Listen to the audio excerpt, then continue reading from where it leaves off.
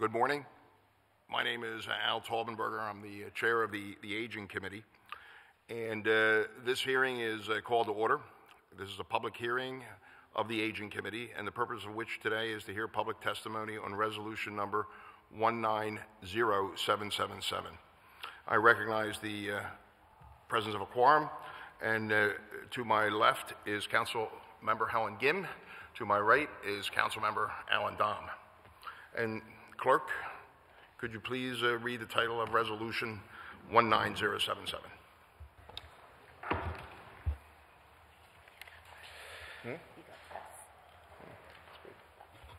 A resolution authorizing the City Council Committee on Aging to hold hearings regarding the potential for a pilot program designed to use an automated calling system in order to provide benefits to the city's senior population and combat senior isolation.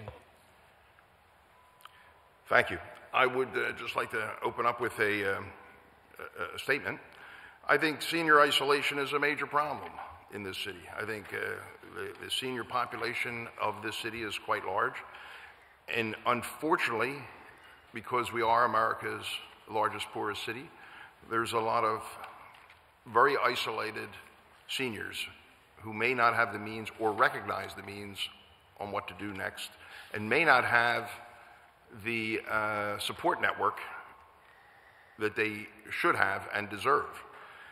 Cleveland, Ohio has addressed this in a way, and they have a call-in program which they call seniors at a time of their discretion when they want to be called and how often they want to be called, within reason. I think this is a great opportunity for the public to comment on this, because with our large senior population, our amounts of poverty, and the fact that sometimes as a senior citizen, you may not realize all the things that are available to you, and you may not have that support network that, once again, I said that you need. So this hearing is really an opportunity to discuss this in a public forum, to let other people know that these programs exist, because not every city has this, but I think this is something that is very, very noteworthy and one to study. And hopefully out of this, at some point, a program could come out that really does help people and saves people's lives and gives the seniors the quality of life that they deserve. Are there any comments from members of the committee? All right, Mr. Clerk, if you could call the first witnesses. We would like to call up Nora Dowd Eisenhower, Executive Director, Mayor's Commission on Aging. Also, would like to call up Joe Clayback with Always Best Care Senior Services.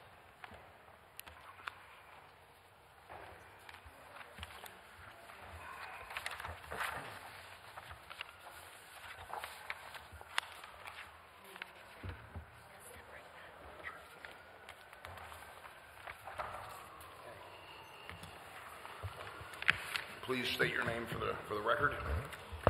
Good morning. My name is Nora Dowd Eisenhower. I am the Executive Director of the Mayor's Commission on Aging.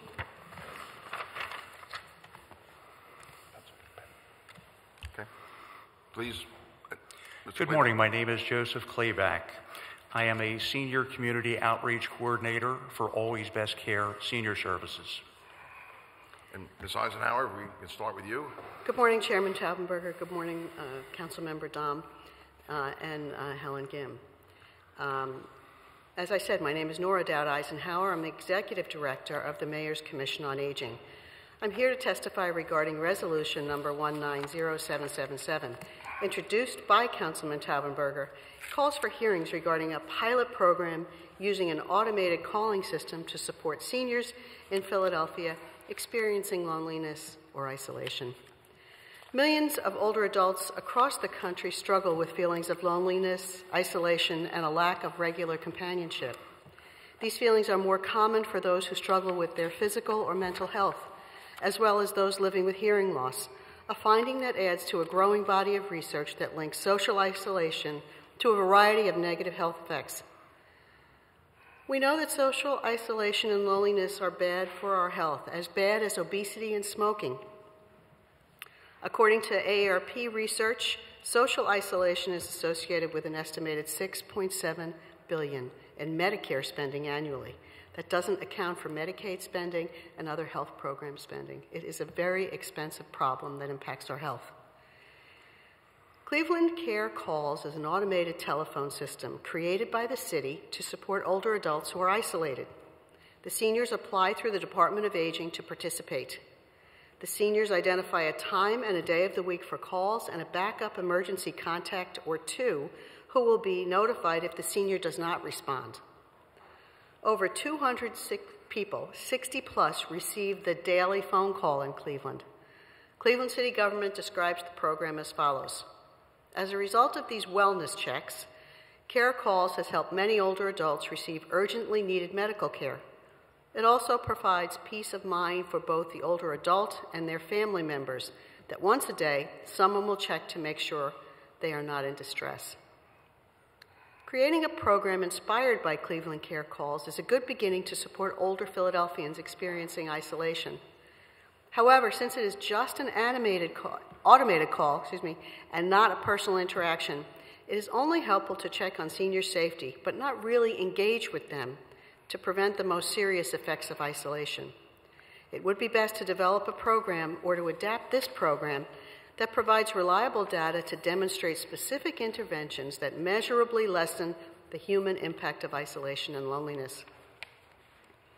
Our goal should be to provide more opportunities for older adults to decrease their isolation by connecting with others in their neighborhoods. And a recent AARP study showed that that's just one of the best strategies for encouraging older adults to connect with others.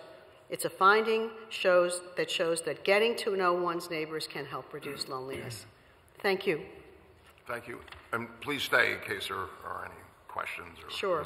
I may have one. And Mr. Clayback, whenever you're set. Good morning. I want to thank you for inviting me out here today. Thank you to the city council members that are here at this point. This is a major concern to Always Best Care and to the entire senior industry. Right now, senior isolation is something that a lot of people do not realize is out there.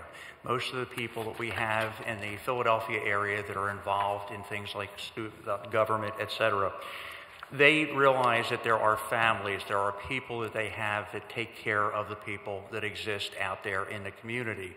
So they reach out to their families, whether it be to grandmom, grandpop, their aunts, their uncles. They have people to take care of them. But as our seniors are living to a higher age level at this point, we have to realize that some of the seniors that are out there are completely on their own at this point. They have nobody to keep track or to keep in contact with. The neighbors that were in the neighborhood either moved out or as they became older, the neighbors passed away. So as they live to a riper, older age at this point, a lot of these people do not have their connections that help them out or that keep in touch with them.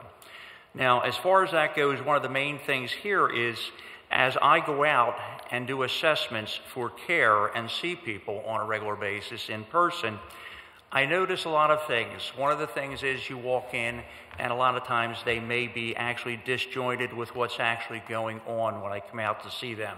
Somebody else has set up the appointment, I walk in, they may not even know necessarily the day it is, they may not know a lot of things. So they lose track of what's going on in their life. This is one of the reasons why I feel that a call would bring them back in line with what's actually happening on a daily basis. Some of them don't realize their actual health status, things that they may have going on, for instance, simple dehydration that can turn into a major problem for our seniors. They don't realize this. They don't realize they're not taking in enough fluids. They don't realize that they're not nourishing themselves properly. So if somebody doesn't keep in touch with them, these things go unnoticed and sometimes to the point where it causes a disaster for the people involved. So it's very important for us to make sure that we are actually keeping in touch with these people to know what's going on. Seniors, basically, as we walk in to see them, we often find that the emotions and the things going on with them are very severe. Loneliness, fear, health issues, depression, all of these things actually are part of the fact that they don't have anybody that they're in contact with on a regular basis. Some people get into depression because they feel that nobody cares, that nobody reaches out to them anymore. Some people have a tendency to give up, which allows them to fall into severe health problems. Somebody has to take care of all these issues and actually talk to them on a regular basis for their overall well-being. Something as simple as a phone call can help them address these issues on a regular basis. If we can keep these people living a good life, bring, as Al had mentioned, quality of life to these people by just keeping track of what is going on with them, it's going to make a big difference. We reach out on a regular basis, especially at certain parts of the year. As there are changes going on in seasons, a lot of our seniors suffer a lot from those changes, whether it be going into the winter season where people don't actually have heat but do not realize that they have no resources as far as heat, and by the time they find out, they don't have a way to fix these. So if they don't have anybody to reach out to or to touch base with, they are stuck with no heat in the house. The same with when they go into the summer months and it becomes so hot. They don't have windows that work, they don't have fans, once again leading back into health issues. Now, if they had somebody who was reaching out to them and could give feedback, this would be a major difference in their lives. If you ask and talk to the actual people that are out there that are helping them, all the people that are actually taking them to the hospitals, okay, the city of Philadelphia, how many people they transport to the hospital that are seniors, that the things that they're taking to the hospital for could have been avoided if they simply had somebody who was touching base with them to realize that they had these issues, whether it be simple things, like I said, dehydration. A lot of people, between urinary tract infections and things like this, they're simple if they're caught in the beginning, but these people don't have people to reach out to, people to talk with. So I really feel that it's very important that they have an option for people to reach out, touch base, find out what's going with them on a daily basis.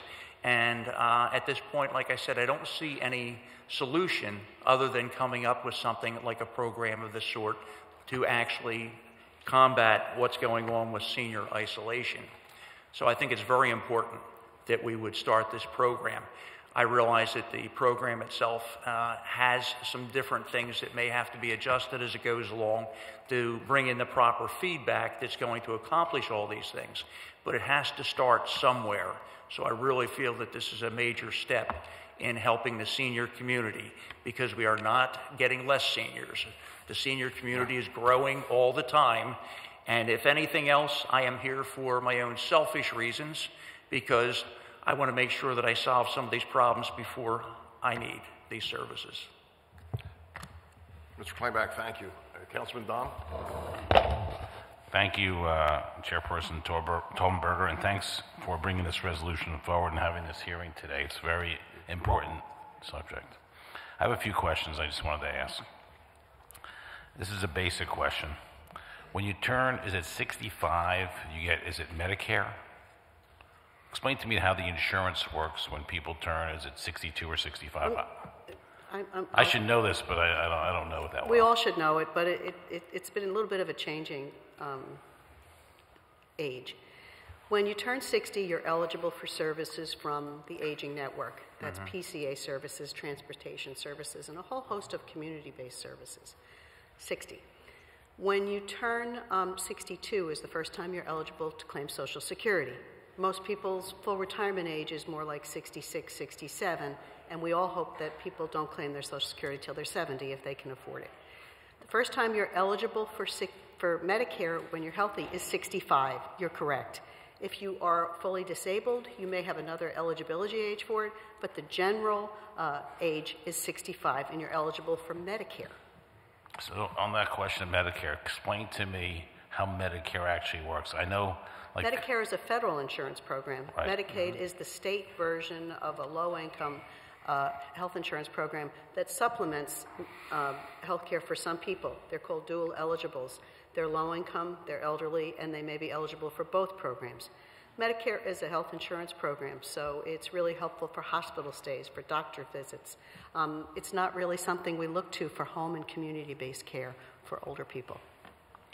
But here's where I'm going with this. Yeah. The cost to pay for this, do we have any idea what the cost would be to implement this system? No. My guess is, I could be wrong, but my guess is Cleveland adopted it as part of their age-friendly initiative to really reach out to people who are isolated, older people, and suffering from loneliness. It's not just isolation, but both things are really linked. They have a 211 system, and I believe as part of their 211 system, they were able to implement this. Now, what happens is someone has to apply to receive these phone calls. They're automated calls. I think it's a low-cost option, but I'm not sure of the cost. The individual applies to the Department of Aging in the city of Cleveland. The Department of Aging is run by the city in Cleveland.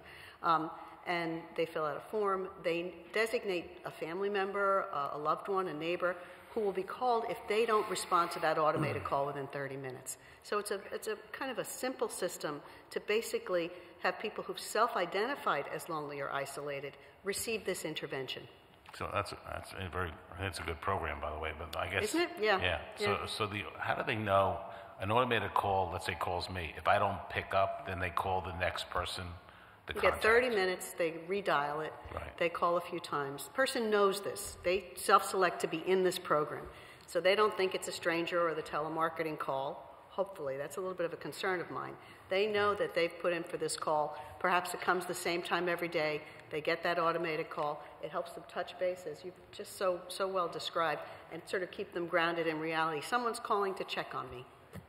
So I guess the question, where I was going with this is it Mr. Clayback? Yes.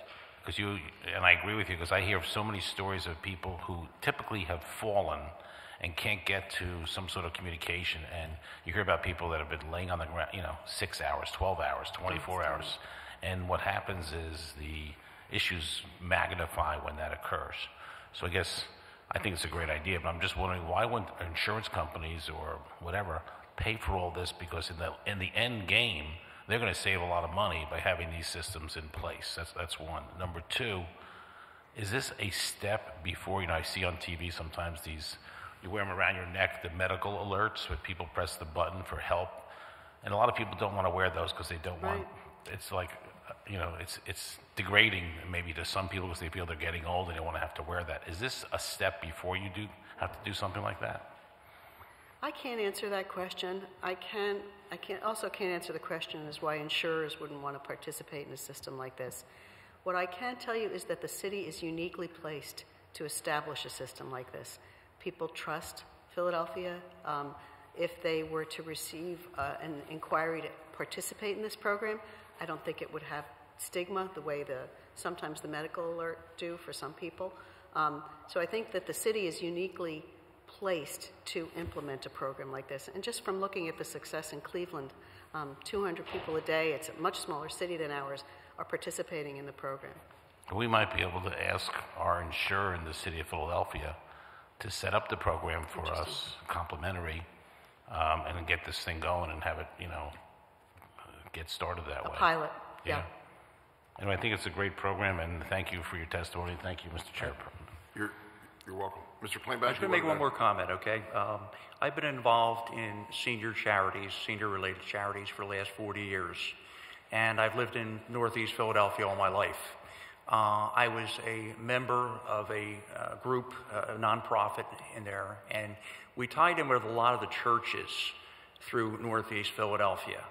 And at one time, we had a program of this sort. Unfortunately, a lot of the smaller churches and so forth are no longer in service at this point. But we tied this in with volunteers, and it worked out very well. We had some of the churches calling maybe 30 members because they had a lot of older members, and it actually helped a lot because what we're talking about accomplishing with this was being accomplished. And luckily, we were on a small enough basis that each church could actually implement its own program and follow up on its own program with its members. And like I said, once again, on a smaller basis. But we had great success with that.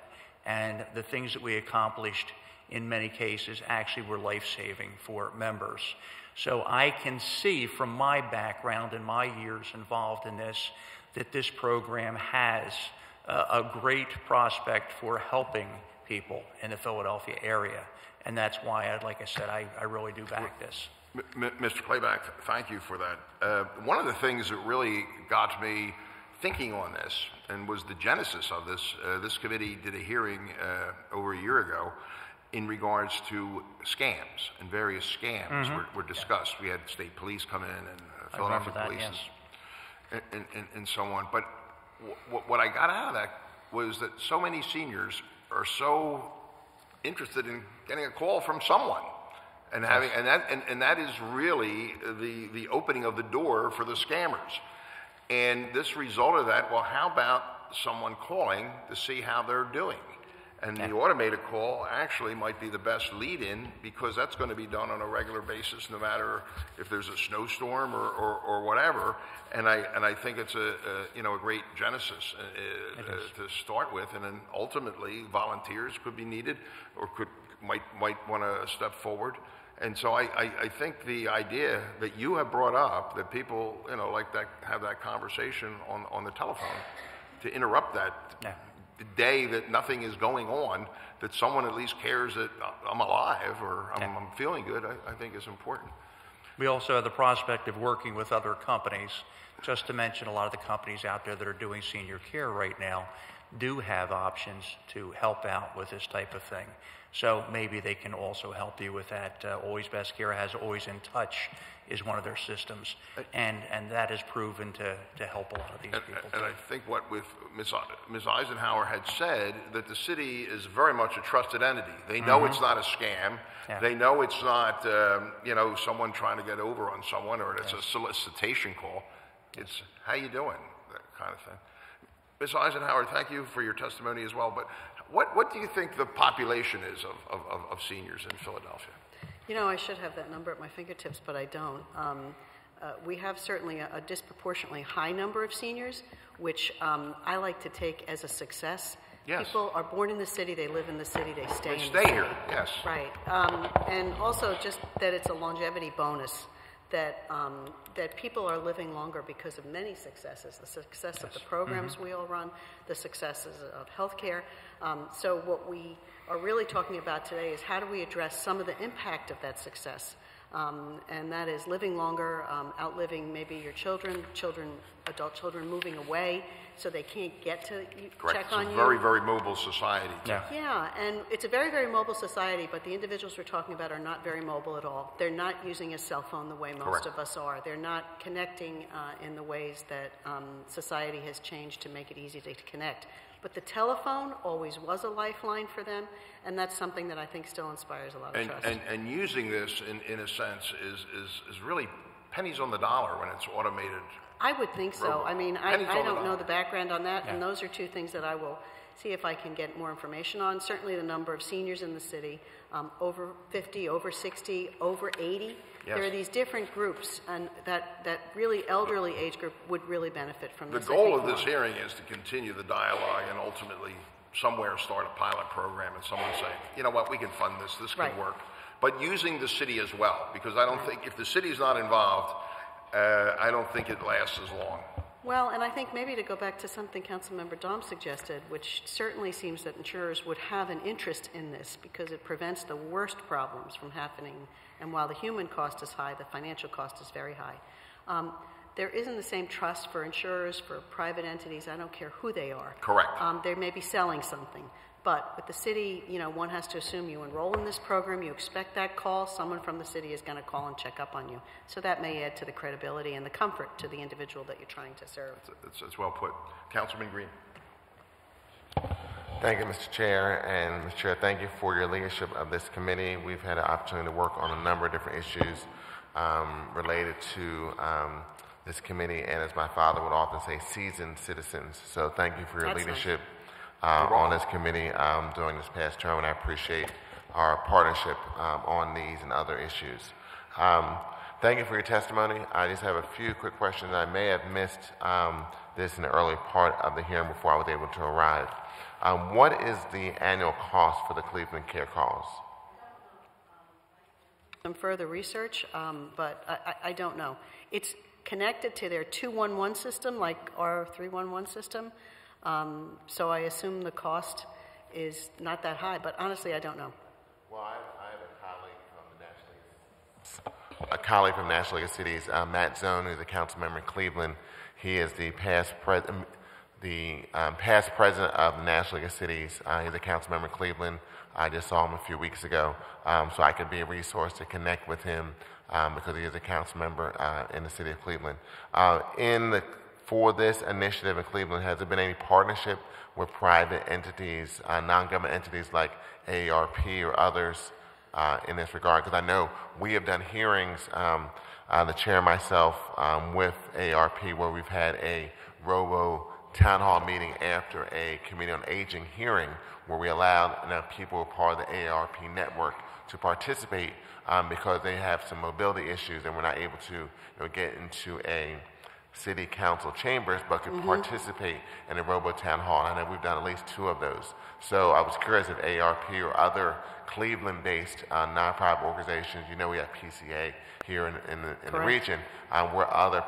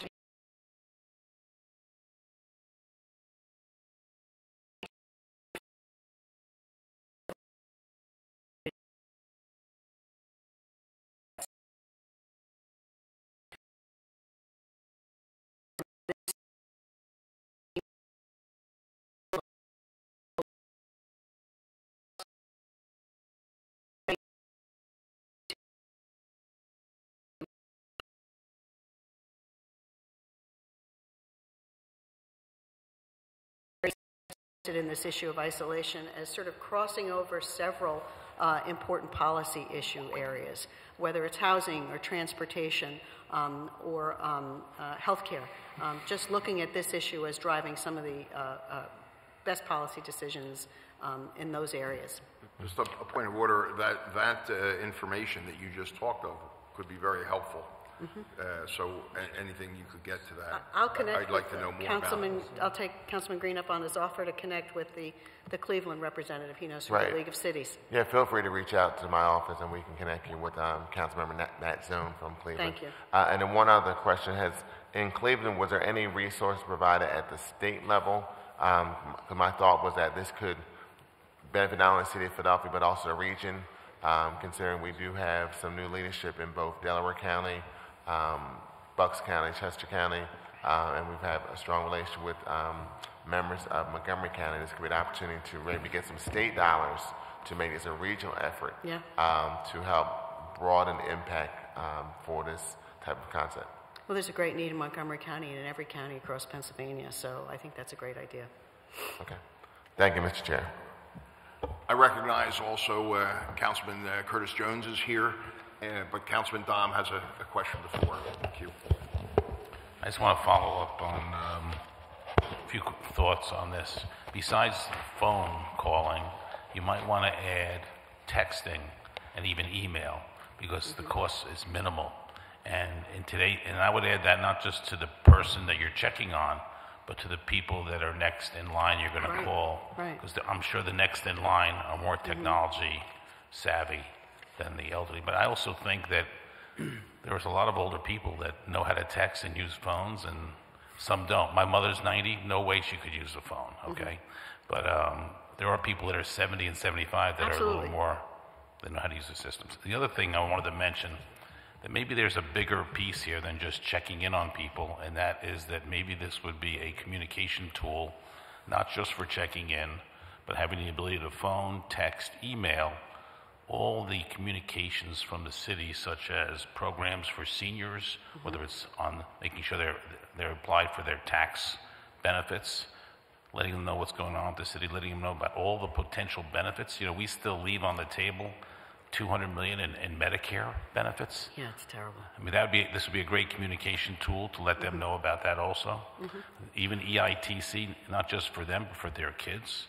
And even SNAP, all these programs that we leave $450 million a year of federal money that doesn't go to Philadelphians. This is just another vehicle that you could use in communication. I agree. So, Did you want to thank you, follow up on Mr. that? Chair. I was just going to make a last statement, but go ahead, please. Councilman Jones. Address Yeah, if you the members. if you have a question now that's on the table, I mean, It's not really a question, okay, but I mean, a lot of really, the things come down to funds. How can we do this? How can we support this system? And one of the things I wanted to say is the fact that right now, realize that the emergency responders in the city of Philadelphia, on the average, they have certain seniors that they may be actually taking care of maybe 3 times a month, okay, or a few times a month. So if you go out and actually speak to the people who are going out on our emergency calls, you'll find out that the great number of seniors that they are actually attending to and actually taking care of, sometimes they're taking them to the hospital runs 2 times a month, sometimes 3 times a month. Some of the cost involved in that, okay, could be eliminated by a system like this where they call and they're in touch with people and they can know the needs or the problems ahead of time, because some people wait till it's too late. So I really think that that's going to help us, and it's going to cut back on the actual emergency responders having to go out and actually take these people into the hospitals or see them in their homes. So. yes, go ahead. You know, I just want to make a suggestion. There's a company that we use in Philadelphia called Benefits Data Trust, BDT. They have all this information. They have over 100 computer operators at their headquarters over here at 1500 Market. This would be an easy program for them to institute and do as a pilot. And also, they would then have all that information of all the other programs we could put into the hands of seniors so they know what's going on. So that might be a great resource for us to look at. Thank you, Mr. Chair. Councilmember Jones, thank you for coming. Chairman, thank you for having this discussion. It is very timely, and thank you all on the committee for dealing with it. You're welcome. I was down the hall, I was eavesdropping on your hearing and felt compelled to come down, and I'll tell you why. There's a place called Brith Shalom in my district. It is over 200 units of high rise. We were out there arguing about a different matter, physical plant improvements, capital improvements, wellness kind of thing. We literally, you would love this, we blocked the intersection, nothing more stimulating than some seniors protesting, stopping trucks and stopping buses. It was interesting, to say the least.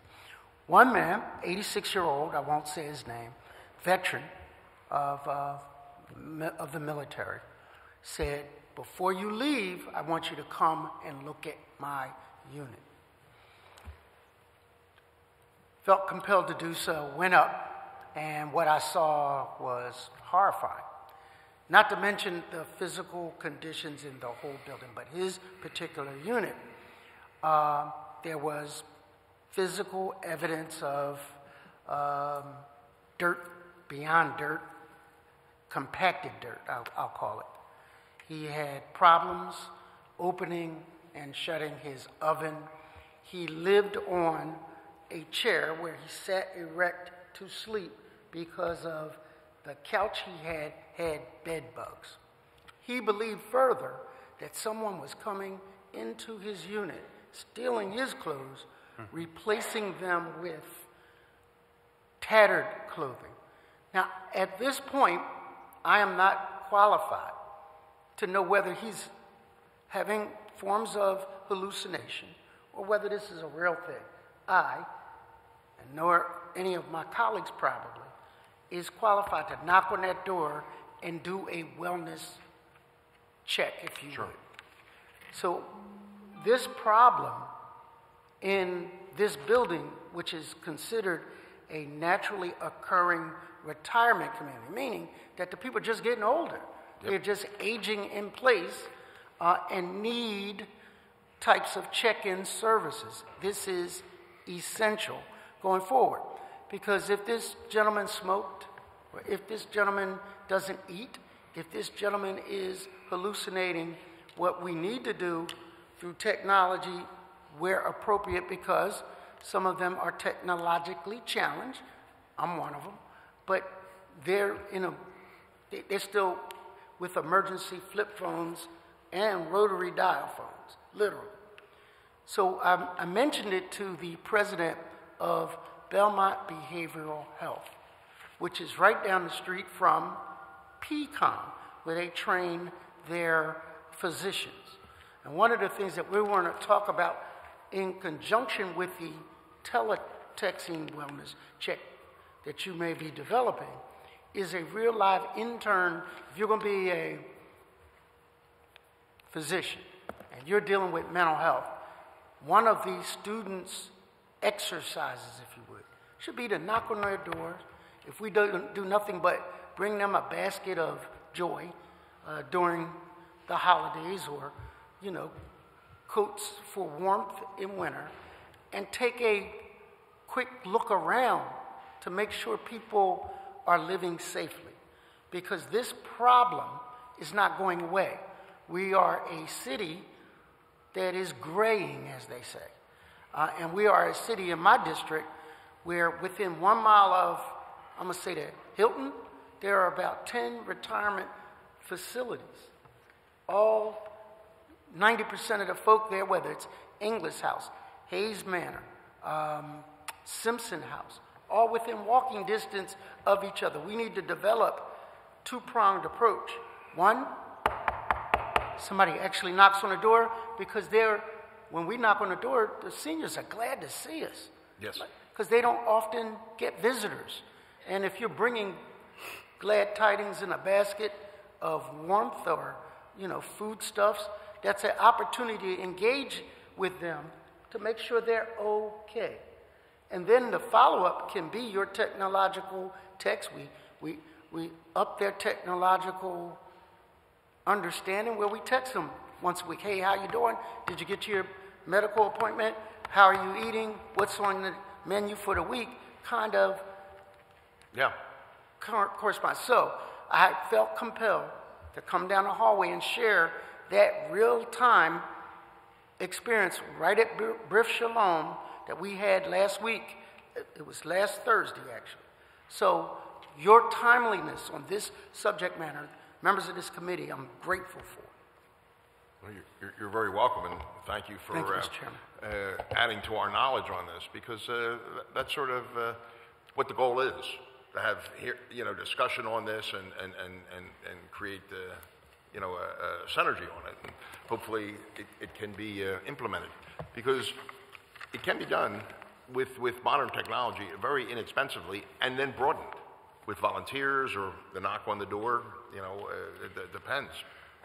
I'd just like to say one thing while we've been speaking. I checked the census data. There are over 200,000 seniors in Philadelphia, across the city. Well, it's growing. The national numbers are 10,000 people a day, turning 65. It's growing. It's graying. The city is graying. And I guess that increases depending on what your definition of a senior is. Well, we're talking 65 is the usual definition, 65 plus. But when you look at a 50 plus population, a 60 plus population, that number just grows. Well, and if you look at, I think AARP allows you to become a member at 55 or 50. Oh, 50. Okay. Yeah. So some may consider 50 already as you are getting up there. Yes. So. And the largest population group that we see growing of the older population is the over 75. When we look at that group, 75 and above, today, 20 years ago, 50 years ago, it's an astronomical growth number. So that's a population that needs these kinds of services especially. Many of us hope to continue working till we're 70, hope to be active and vital and still using our phones and many other things. But for older people today, who may feel isolated, I think it's that picture we have to keep in our mind that this program would be especially helpful for. Thank you very much. Mr. Clerk, if you could read the next witnesses.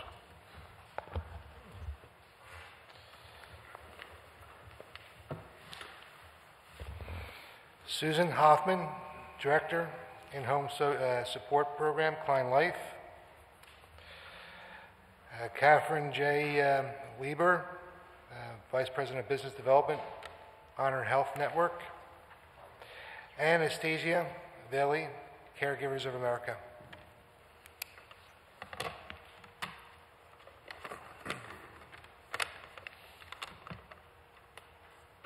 Susan, do you want to go first?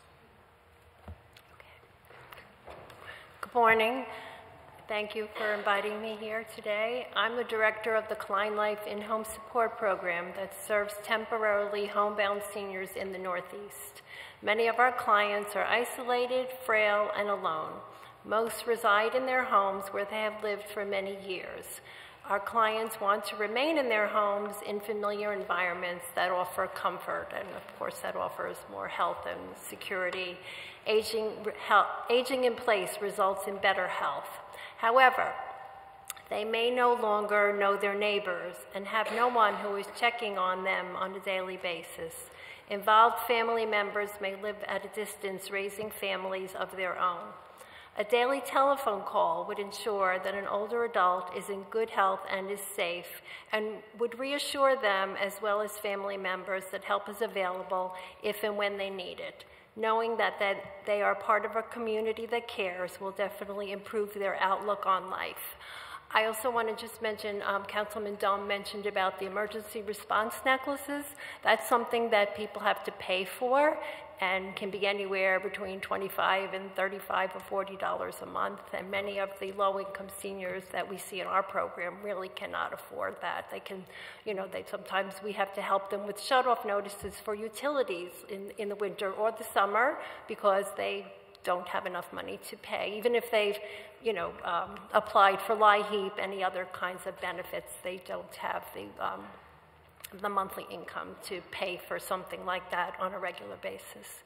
So I also think that an automated call may be a good place to start, but that having volunteers actually make a phone call, and a lot of times these volunteers are seniors themselves, and so it's good for the volunteers. They also benefit from giving back to their community and forming relationships, even if they talk to people 5 or 10 minutes every day or every other day, whatever it is.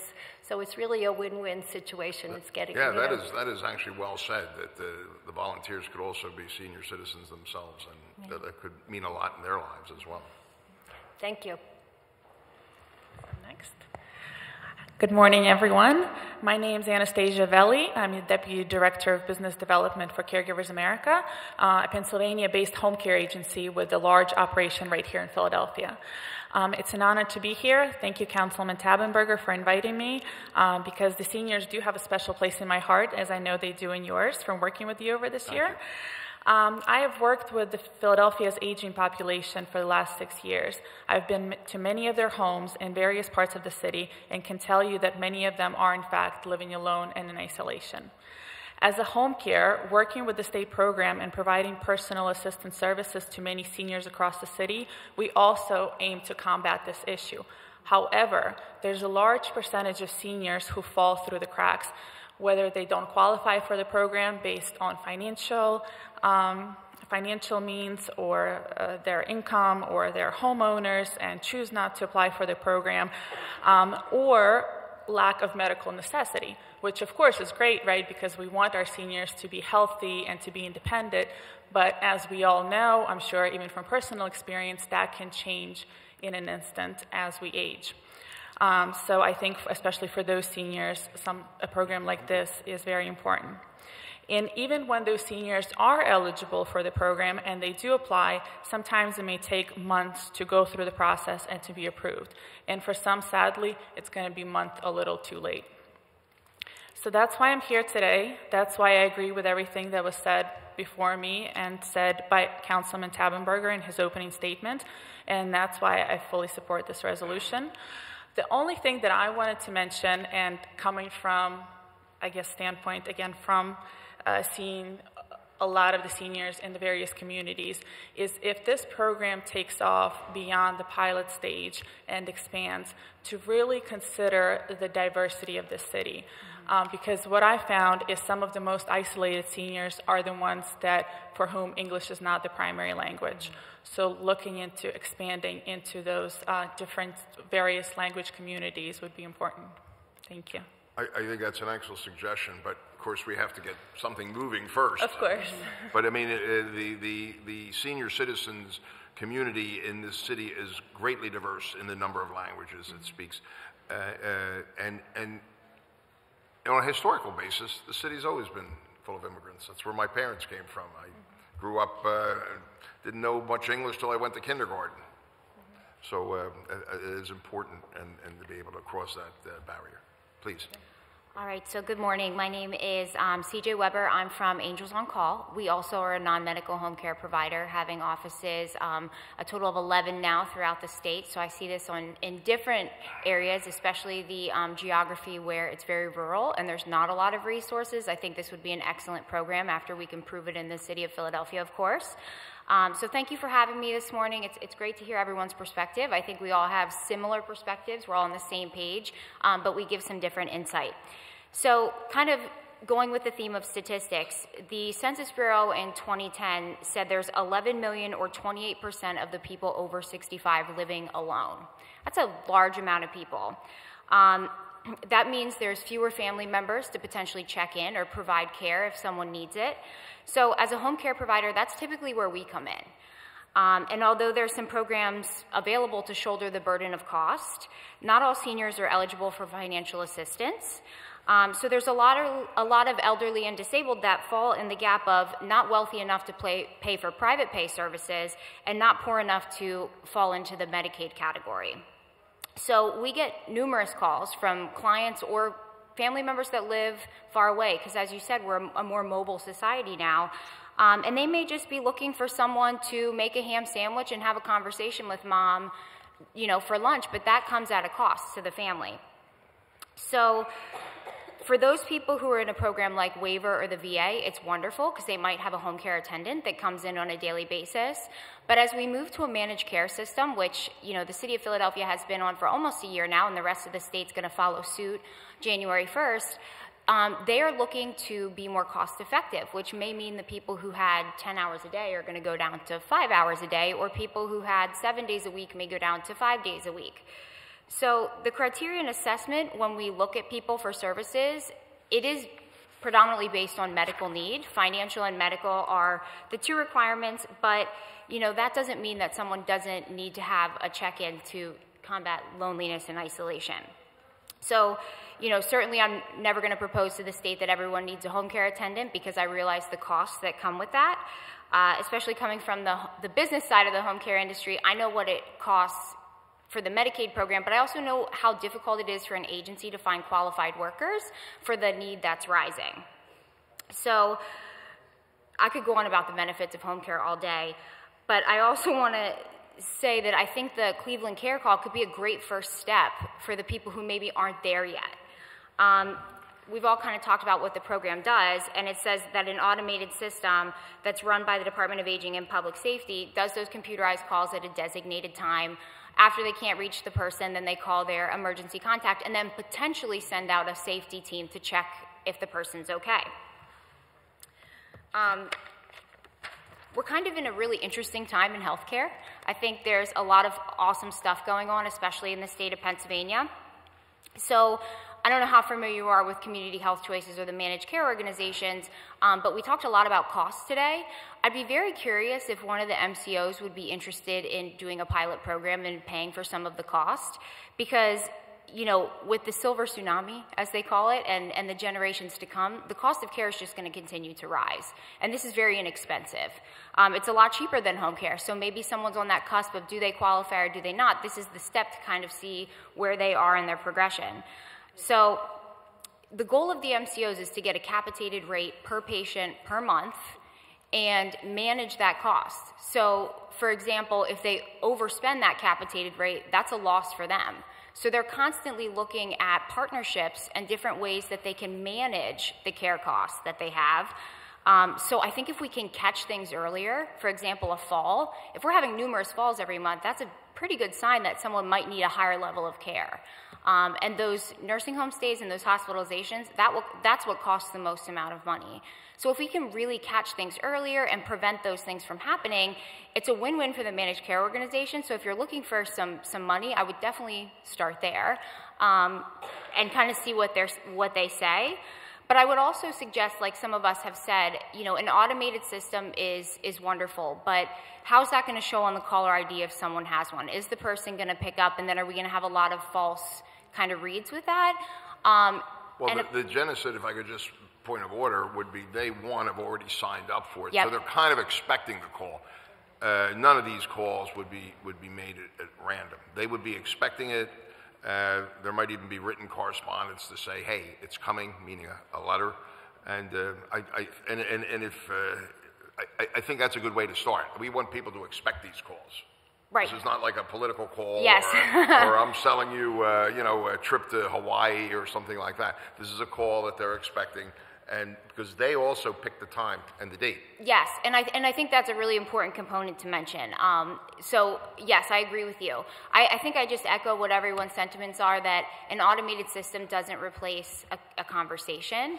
And sometimes, you know, if we can get volunteers, because I think that's a big thing, or even look at a pilot program and see what the cost of having a person is doing those phone calls compared with how much it saves by unplanned hospital visits. If we can show that cost savings, it might be worth paying someone, $15 an hour to work from home, or $12, whatever the cost would be to make those phone calls out.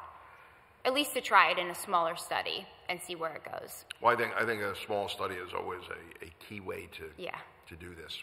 That's for sure. So I would just close by saying, when we put ourselves in the shoes of the senior population, if I was at home alone, I don't have children, so I'm hoping there's home care and different services out there when I'm older and I need it. Would we want a phone call or the feeling of someone checking in with us? I know I would. So cost and quality of life are certainly important, but I know cost sometimes is what kind of makes the determining factor for these programs. So happy to answer any questions on that. Sure. Are there any questions from the committee? Seeing none, I thank you for your testimony. Is there anyone else in the audience who would like to testify on this resolution? Well, then. I'm not here to testify, but we can release the panel. Yeah, the panel, you are released. And, I just wanted to say, this is my last committee as chair of the Aging Committee, and I thank you all for participating. I think the testimony we have heard today and the questions and the give and take were very, very, very important, and I think this is something that is very much on the realm of possibility. And I think our seniors in Philadelphia would be really quite, it would be quite helpful in their lives, and also helpful in the city, because I think, as was mentioned earlier, it will keep costs down. I think that is a very, very important thing. Councilwoman. Yes, thank you, Mr. Chairman, and I just also wanted to thank you for your leadership on this committee, but also in City Council. You brought a lot of vitality and energy and goodwill around challenging issues. 2 years ago, I had the chance to go with the City of Philadelphia to Copenhagen with a group called 880 Cities. So the idea is that cities have to work at two ends of the age spectrum, 8 years old and 80 years old. And when they do well on both those ends, they actually do well for everybody in between. There was a lot of focus on transportation, a lot of focus on connections and events, gatherings, those types of things, a lot on feedback and civic engagement work.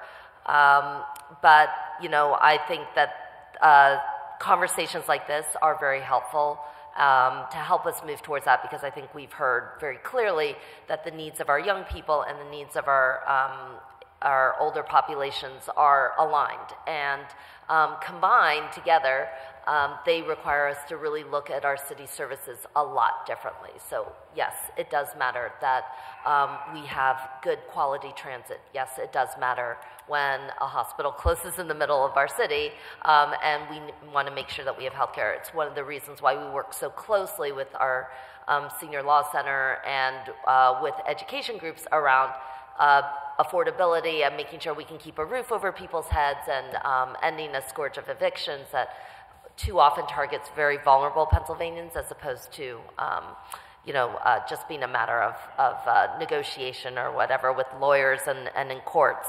But either way, I really do want to thank my fabulous colleague and our committee chairman, Al Taubenberger, for your leadership on all of this, and we'll look forward to continuing that conversation with, I'm sure, plenty of input from you. Thank you. Yes, I do have a loud voice, and that's not going to be stifled. I will say this. If there are no other further business before this, I'm sorry. Yeah, really. I apologize. It's okay. Thank you, Mr. Chairman. I just want a couple comments, and then I'm sitting here listening, and I think that the reach should not just be to the seniors, but should be to the children of the seniors, because they know about their parents' health probably better than some of the seniors do. And like some seniors will say, oh, I don't need that, but the kids know that they do need that help. So we should also reach out to the children. But the other thing this brings up, and I think it's something we need to do in a bigger scale as a city, is we really should have some sort of a master contact management system for the city of Philadelphia, for the 1,560,000 residents, where we can start again emailing the real estate tax bills, emailing the water and sewer bills, saving all that money, being able to reach out and say, are you over 65? Here's the services that are available. And have phone numbers and have a contact management system so we have the ability to contact people. That's the big solution. This is the small one, which I'm 100% for. And then on a personal note, I do want to thank you, Councilman, for your service. You're welcome. You've been a great colleague and a friend. You're very welcome. And you're going to be missed here by all, and especially me. So thank you. You're very welcome. It's been an honor to serve, and also a pleasure. I hope I've made some differences along the way. And I think, once again, just the hearing that we had today sparked some interest, and I thank my colleagues, Councilwoman Gim and Councilman Dom, for being here and being part of this committee. Because heretofore, the senior citizens didn't have actually a committee in council that could do anything. Well, we did now for the last 4 years, and hopefully this will continue. And I hope to be around. I still have a voice. I'll have to speak from the other side of the rail, but that's not the end of the world. And sometimes you can get more things done on the other side of the rail than you think. So I thank you very much. This committee is adjourned to the call of the chair. So thank you very, very much.